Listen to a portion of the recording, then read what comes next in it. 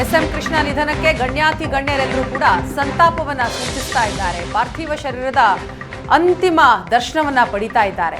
ಮತ್ತೊಂದೆಡೆ ಹುಟ್ಟೂರು ಸೋಮನಹಳ್ಳಿಯಲ್ಲಿ ನೀರವ ಮೌನ ಆವರಿಸಿದೆ. ಬೆಂಗಳೂರಿನ ಸದಾಶಿವನಗರದಲ್ಲಿರುವಂತಹ ಎಸ್ಎಂ ಕೃಷ್ಣ ನಿವಾಸದಲ್ಲಿ ನಾಳೆ ಬೆಳಿಗ್ಗೆ 8 ಗಂಟೆಯವರೆಗೂ ಕೂಡ ಪಾರ್ಥಿವ ದರ್ಶನದ ಅಂತಿಮ ನಮನಕ್ಕೆ ಅವಕಾಶಗಳಿರುತ್ತೆ. ಅದಾದ ನಂತರ ಪಾರ್ಥಿವ ಶರೀರವನ್ನ ಎಸ್ಎಂ ಕೃಷ್ಣ ಅವರ ತವರೂರು ಮದ್ದೂರಿಗೆ ತೆಗೆದುಕೊಂಡು ಹೋಗಲಾಗುತ್ತೆ. ಅಲ್ಲಿ ಮಧ್ಯಾಹ್ನ 3 ಗಂಟೆಯವರೆಗೂ ಕೂಡ ಪಾರ್ಥಿವ ಶರೀರದ ಅಂತಿಮ ದರ್ಶನಕ್ಕೆ ಅವಕಾಶ ಇದೆ. ಎಸ್ಎಂ ಕೃಷ್ಣ ಹುಟ್ಟೂರು ಸೋಮನಹಳ್ಳಿಯಲ್ಲಿ ನೀರವ ಮೌನ ಆವರಿಸಿದೆ. ನೂರಾರು ನೆನಪು ಬಿಚ್ಚಿಡ್ತಾ ಇದೆ ಕೃಷ್ಣ ಹುಟ್ಟಿದ ಮನೆ. ಸೋಮನಹಳ್ಳಿಯಲ್ಲಿರುವ ಶತಮಾನದ ಹಿಂದಿನ ಮನೆ ಅದು. ಎಸ್ಎಂ ಕೃಷ್ಣ ತಾತ ನಿರ್ಮಾಣ ಮಾಡಿದ್ದಂತಹ ಮನೆ ನೂರಾರು ನೆನಪುಗಳನ್ನ ಬಿಚ್ಚಿಡ್ತಾ ಇದೆ. ತಾತನ ಮನೆಯಲ್ಲಿಯೇ ಬಾಲ್ಯವನ್ನ ಕಳೆದಿದ್ರು ಎಸ್ಎಂ ಕೃಷ್ಣ. ಅಲ್ಲಿಯೇ ವಿದ್ಯಾಭ್ಯಾಸ ಮುಗಿಸಿದ್ರು. ಪ್ರಾಥಮಿಕ ಶಿಕ್ಷಣ ಮುಗಿಯೋವರೆಗೂ ಕೂಡ ಅಲ್ಲೇ ಇದ್ರು ಎಸ್ಎಂ ಕೃಷ್ಣ. ಕೊನೆಯ ಹೆಸರು ಎಳೆದಿದ್ದಾರೆ. ಅವರ ಹುಟ್ಟೂರು ಸೋಮನಹಳ್ಳಿಯಲ್ಲಿ ನೀರವ ಮೌನ ಆವರಿಸಿರ್ತಕ್ಕಂಥದ್ದು. ಮಂಡ್ಯ ಜಿಲ್ಲೆ ಮದ್ದೂರು ತಾಲೂಕಿನ ಸೋಮನಹಳ್ಳಿ ಗ್ರಾಮ. ನೀವು ನೋಡ್ತಾ ಇರ್ತಕ್ಕಂತಹ ಹಳೆಯ ಮನೆ ಏನಿದೆ, ಇದೇ ಮನೆಯಲ್ಲಿ ಎಸ್ಎಂ ಕೃಷ್ಣವರು ಜನಿಸಿದ್ರು ಅನ್ನುವಂತಹ ಮಾಹಿತಿ ಕೂಡ ಇರತಕ್ಕಂಥದ್ದು. 1932 ಮೇ 1ರಂದು ಮಲ್ಲಯ್ಯ ಮತ್ತು ತಾಯಮ್ಮ ದಂಪತಿಗಳಿಗೆ 8ನೆಯ ಮಗನಾಗಿ ಅವರು ಒಂದು ಜನನವನ್ನು ಪಡ್ಕೊಂಡ್ರು. ಆನಂತರದಲ್ಲಿ 7ನೇ ತರಗತಿವರೆಗೂ ಕೂಡ ಇದೇ ಮನೆಯಲ್ಲಿ ಇದ್ದುಕೊಂಡು ವ್ಯಾಸಂಗವನ್ನು ಮಾಡಿದ್ರು. ಅಂದರೆ ಸೋಮನಹಳ್ಳಿಯ ಪ್ರಾಥಮಿಕ ಶಿಕ್ಷಣ ಸಂಸ್ಥೆಯಲ್ಲಿ ಒಂದು ವಿದ್ಯಾಭ್ಯಾಸವನ್ನು ಪಡ್ಕೊಂಡು ಆನಂತರದಲ್ಲಿ ಮೈಸೂರಿನ ರಾಮಕೃಷ್ಣ ಆಶ್ರಮದಲ್ಲಿ ಪ್ರೌಢ ಶಿಕ್ಷಣವನ್ನು ಪಡ್ಕೊಳ್ತಾರೆ. ಅಂದರೆ ಪ್ರಾಥಮಿಕ ಶಿಕ್ಷಣವನ್ನು ಪಡ್ಕೊಳ್ಳುವಂತಹ ಸಮಯದಲ್ಲಿ ಅವರು ಇದೇ ಮನೆಯಲ್ಲಿ ವಾಸವನ್ನು ಕೂಡ ಮಾಡ್ತಾ ಇದ್ರು. ಆ ಕಾರಣಕ್ಕಾಗಿ ಈ ಮನೆಯ ಜೊತೆಯಲ್ಲಿ ಎಸ್ಎಂ ಕೃಷ್ಣ ಅವರಿಗೆ ಸಾಕಷ್ಟು ಒಡನಾಟಗಳಿರ್ತಕ್ಕಂಥದ್ದನ್ನ ನಾವು ಇಲ್ಲಿ ಗಮನಿಸ್ಬೋದು. ಅಂದರೆ ನೂರಾರು ವರ್ಷಗಳ ಹಳೆಯ ಮನೆ. ಎಸ್ಎಂ ಕೃಷ್ಣ ಅವರ ತಾತನವರು ನಿರ್ಮಿಸಿದಂತಹ ಮನೆ. ಅವರ ಬಾಲ್ಯದ ದಿನಗಳನ್ನ ಎಸ್ಎಂ ಕೃಷ್ಣ ಅವರು ಇದೇ ಮನೆಯಲ್ಲಿ ಕಳೆದಿದ್ರು. ಆ ಕಾರಣಕ್ಕಾಗಿ ಅವರು ಸೋಮನಹಳ್ಳಿಗೆ ಬಂದಾಗಲೆಲ್ಲವೂ ಕೂಡ ಈ ಮನೆಗೆ ಭೇಟಿ ಕೊಟ್ಟು ಹೋಗ್ತಿದ್ರು. ಅಂದರೆ ಇಲ್ಲಿ ನೀವು ದೃಶ್ಯಗಳಲ್ಲೂ ಕೂಡ ಗಮನಿಸ್ಬೋದು. ಆ ಗೋಡೆಯ ಮೇಲೆ ಅವರ ಅಜ್ಜಿ ತಾತನವರ ಅಂದರೆ ದೊಡ್ಡಪ್ಪ ಅವರ ಫೋಟೋ ಕೂಡ ಇರ್ತಕ್ಕಂಥದ್ದು. ದೊಡ್ಡಪ್ಪ ದೊಡ್ಡಮ್ಮನವರ ಫೋಟೋ.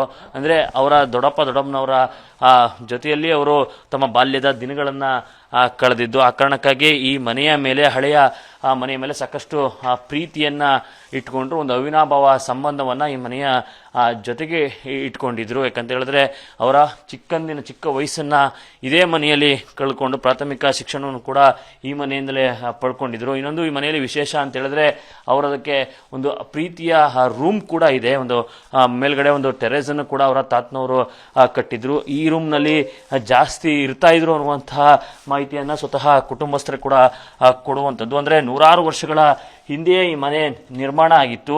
ಅಂದರೆ ಅಂದಿನ ಕಾಲದಲ್ಲೇ ಒಂದು ಬಾಲ್ಕನಿ ರೂಮ್ನನ್ನು ಕೂಡ ಕಟ್ಟಲಾಗಿತ್ತು. ಆ ಕಾರಣಕ್ಕಾಗಿ ಈ ರೂಮ್ನಲ್ಲಿ ಅವರು ಹೆಚ್ಚು ಹೊತ್ತು ಸಮಯವನ್ನ ಕಳೀತಾ ಇದ್ರು. ಯಾಕಂದ್ರೆ ಪ್ರಶಾಂತವಾಗಿರ್ತಾ ಇತ್ತು. ಇಲ್ಲಿ ಹೆಚ್ಚು ಸಮಯ ಓದ್ಕೊಳ್ಳೋಕ್ಕೆ ಸಿಗ್ತಾ ಇತ್ತು. ಯಾವುದೇ ರೀತಿಯ ಡಿಸ್ಟರ್ಬೆನ್ಸ್ ಇರ್ತಾ ಇರಲಿಲ್ಲ. ಅದೇ ಕಾರಣಕ್ಕಾಗಿ ಈ ಕೋಣೆಯಲ್ಲೇ ಎಸ್ಎಂ ಕೃಷ್ಣ ಅವರು ಬಹಳ ಹೊತ್ತನ್ನು ಕೂಡ ಕಳೀತಾ ಇದ್ರು. ಅದೇ ರೀತಿಯಾಗಿ ಇಲ್ಲಿ ನೀವು ನೋಡ್ಬೋದು ಆ ಬಾಲ್ಕನಿಯ ದೃಶ್ಯಗಳನ್ನು ಕೂಡ ನಾನು ನಿಮಗೆ ತೋರಿಸ್ತೀನಿ. ಈ ರೂಮ್ನಿಂದ ನೇರವಾಗಿ ಆ ಟೆರೆಸ್ಗೆ ಒಂದು ಎಂಟ್ರಿ ಕೂಡ ಸಿಗುತ್ತೆ. ಈ ರೂಮ್ನಲ್ಲಿ ಹೆಚ್ಚು ಹೊತ್ತು ಸಮಯ ಕಳೆದಿದ್ದಂತಹ ಎಸ್ಎಂ ಕೃಷ್ಣ ಅವರು ಇಲ್ಲಿ ಕಾಣ್ತಾ ಇರ್ತಕ್ಕಂತಹ ಬಾಲ್ಕನಿ ಏನಿದೆ, ಈ ಬಾಲ್ಕನಿಯ ಮುಖಾಂತರವಾಗಿ ಇಲ್ಲಿ ಬಂದು ಕುಳಿತುಕೊಂಡು ಸಾಕಷ್ಟು ಒಂದು ಪ್ರಕೃತಿಯನ್ನು ಸೇರುವಂಥದ್ದು, ಒಂದಷ್ಟು ಸಮಯವನ್ನು ಕಳೆಯುವಂಥ ಕೆಲಸಗಳನ್ನು ಕೂಡ ಮಾಡ್ತಾ ಇದ್ರು. ಅಂದರೆ ಈ ಬಾಲ್ಕನಿಯ ಮುಖಾಂತರ ನಾವು ಹೊರಗಡೆ ಹೋದರೆ ಇಡೀ ಗ್ರಾಮವನ್ನೇ ನೋಡ್ಬೋದು. ಗ್ರಾಮದ ವಾತಾವರಣವನ್ನು ಕೂತು ಅನುಭವಿಸ್ಬೋದು. ಆ ಬೆಳಕಿನ ನಡುವೆ ಪ್ರಕೃತಿಯನ್ನು ಕಣ್ತುಂಬಿಕೊಂಡು ಸಾಕಷ್ಟು ಸಮಯವನ್ನು ಕಳಿಬೋದು. ಅಂದರೆ ಸಾಕಷ್ಟು ವರ್ಷಗಳ ಹಿಂದೆ ಎಸ್ ಎಂ ಕೃಷ್ಣ ಅವರ ತಾತನವರು ಈ ಮನೆಯನ್ನು ನಿರ್ಮಾಣ ಮಾಡಿದರು. ಅವರ ಬಾಲ್ಯದ ದಿನಗಳನ್ನು ಏನು ಕಳೀತಾ ಇದ್ರು, ಅಂದರೆ ಇಲ್ಲಿ ಸಾಕಷ್ಟು ಸಮಯವನ್ನು ಕಳೀತಾ ಇದ್ರು ಅನ್ನುವಂಥದ್ದು ಸ್ವತಃ ಕುಟುಂಬಸ್ಥರೇ ಹೇಳುವಂಥದ್ದು. ಅಂದರೆ ಯಾವಾಗ ಅವರು ಪ್ರಾಥಮಿಕ ಶಿಕ್ಷಣವನ್ನು ಮುಗಿಸಿ ಪ್ರೌಢ ಶಿಕ್ಷಣಕ್ಕೆ ಅಂತೇಳಿ ಮೈಸೂರಿಗೆ ತೆರಳಿದ್ರು, ಆನಂತರದಲ್ಲಿ ಈ ಮನೆಗೂ ಅವ್ರಿಗೂ ಒಂದಷ್ಟು ಒಡನಾಟ ಕಮ್ಮಿಯಾಗಿತ್ತು. ಆದರೆ ರಾಜ್ಯ ರಾಜಕಾರಣದಲ್ಲಿ, ರಾಷ್ಟ್ರ ರಾಜಕಾರಣದಲ್ಲಿ ಅತ್ಯುನ್ನತ ಹುದ್ದೆಗಳನ್ನು ಅನುಭವಿಸಿದ್ರು ಕೂಡ ಈ ಮನೆಯ ಮೇಲಿನ ಪ್ರೀತಿ, ಹುಟ್ಟೂರಿನ ಮೇಲಿನ ಪ್ರೀತಿ ಅವರಿಗೆ ಎಂದಿಗೂ ಕೂಡ ಕಡಿಮೆ ಆಗಿರಲಿಲ್ಲ. ಆ ಕಾರಣಕ್ಕಾಗಿ ಗ್ರಾಮಕ್ಕೆ ಬಂದಾಗಲೆಲ್ಲವೂ ಕೂಡ ತಪ್ಪದೆ ಈ ಮನೆಗೆ ಭೇಟಿಯನ್ನು ಕೊಡ್ತಾ ಇದ್ರು, ಈ ಕೋಣೆಗೆ ಭೇಟಿಯನ್ನು ಕೊಡ್ತಾ ಇದ್ರು. ಆಗಲೂ ಕೂಡ ಇಲ್ಲಿ ಕೆಲವೊಂದಷ್ಟು ಸಮಯವನ್ನು ಕಳೆದು ಹೋಗುವಂಥ ಕೆಲಸವನ್ನು ಕೂಡ ಮಾಡ್ತಾ ಇದ್ರು.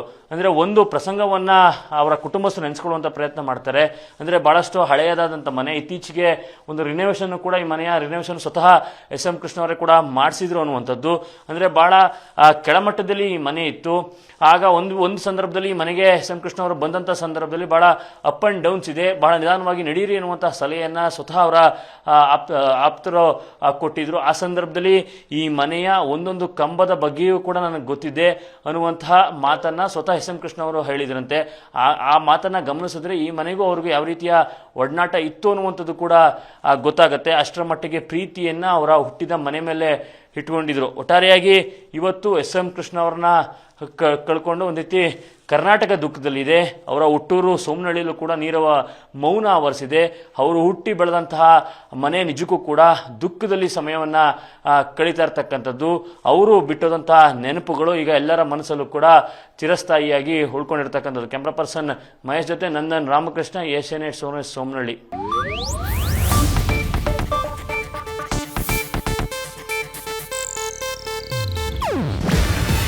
ಇದು ಏಷ್ಯಾನೆಟ್ ನ್ಯೂಸ್ ನೆಟ್ವರ್ಕ್ ಪ್ರಸ್ತುತಿ.